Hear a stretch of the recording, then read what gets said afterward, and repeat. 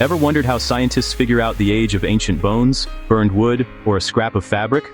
Let's crack carbon dating in under 3 minutes. Imagine a tree growing today. It breathes carbon from the air, including a tiny bit of a radioactive type called carbon-14. Animals eat the plants, so they take in carbon-14 too. While something's alive, carbon-14 in its body stays in balance with the atmosphere. The moment it dies, that balance stops. No more intake. From then on, carbon-14 decays at a steady rate, like a ticking clock. Where does carbon-14 come from? Cosmic rays hit our upper atmosphere. They turn nitrogen into carbon-14. That quickly becomes CO2 and mixes around the globe. That CO2 enters plants via photosynthesis, then moves through food webs. The key: carbon-14 has a half-life of about 5,730 years. After 5,730 years, half of the carbon-14 in a sample is gone. After another 5,730, half of the remainder is gone. Scientists measure how much carbon-14 is left compared to stable carbon like carbon-12. Less carbon-14 means an older sample.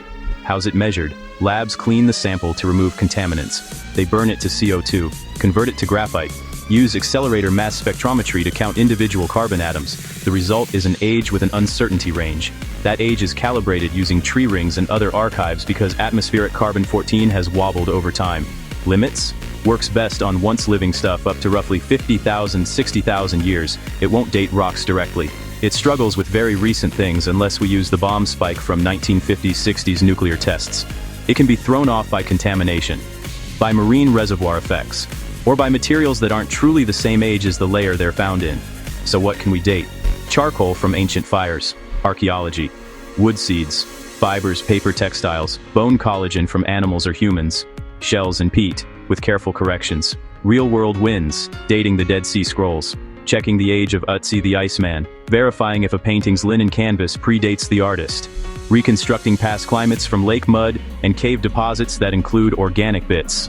For modern investigations, bomb-era carbon-14 helps authenticate wine vintages, and even spot forgeries made with post-1950 materials.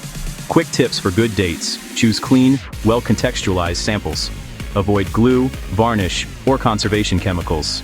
Always report calibrated ages with error bars. The date is only as good as the sample and the context. Recap: carbon-14 forms in the sky, enters living things, stops at death, and decays like a clock we can read. Measure the ratio, calibrate the result. You've got time travel for science. If this helped carbon date your curiosity, hit subscribe, drop a like, and ring the bell for more quick science explainers. See you in the next one.